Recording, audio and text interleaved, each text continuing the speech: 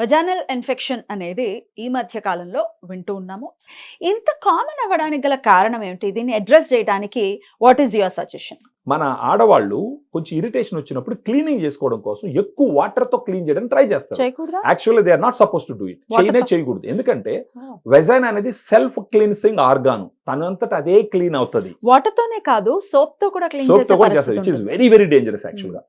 ఒకవేళ మరీ ఇచ్చింగ్ గా ఉంటే గోరువెచ్చని వాటర్ తో బాహ్యంగా క్లీన్ చేసుకోవాలి, కానీ డీప్ గా క్లీన్ చేయకూడదు. అన్ఫార్చునేట్ గా ఈ నార్మల్ వాటర్ తో డైలీ సో మెనీ టైమ్స్ చేసుకోవడం వల్ల అక్కడ ఉన్న గుడ్ బ్యాక్టీరియా వాష్ అవుట్ అయిపోతుంది.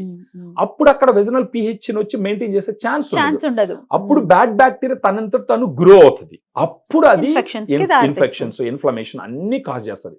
ఇలాంటి సమయంలో ఏం చేస్తారంటే బేసిక్ గానే ఆడవాళ్ళు కూడా డాక్టర్ సలహా లేకుంటే నేరుగా పోయేసి anti fungals, anti bacterials, vaginal washes ఇవన్నీ తీసుకొని విరివిగా వాడతారు.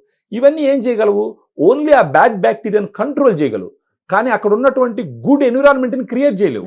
ఆ గుడ్ బ్యాక్టీరియాని పెంచలేవు. పెంచాలంటే ఏం చేయాలి? పెంచాలి అంటే ఫెమిడిలైట్ లాంటి ఒక సప్లిమెంట్ ని వాడాలి. దిస్ ఇస్ ద సప్లిమెంట్ ఫెమిడిలైట్. దీంట్లో ఒక 2 రకాల లాక్టోబాసిల్లస్ స్ట్రెయిన్స్ ఉంటాయి మేడం. వీటిని యుఎస్ నుంచి ఇంపోర్ట్ చేయించినాం. యుఎస్ లో డానిస్కో అనే ఒక కంపెనీ ఉంటుంది.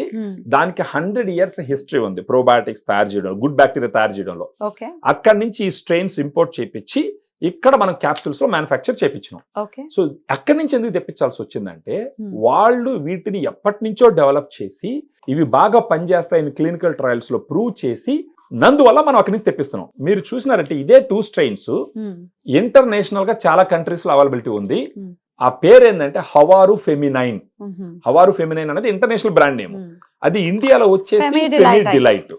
సో దీన్ని రోజుకు ఒక క్యాప్సూల్ మార్నింగ్ గానీ ఆఫ్టర్నూన్ గానీ భోజనం తర్వాత తీసుకుంటూ ఉంటే 1 నెల రోజుల పాటు వాడినారంటే వాళ్ళకి ఈ ఇచ్చింగ్ కానీ, burning sensation, white discharge, foul smell ఇవన్నీ తగ్గుతూ వస్తాయి.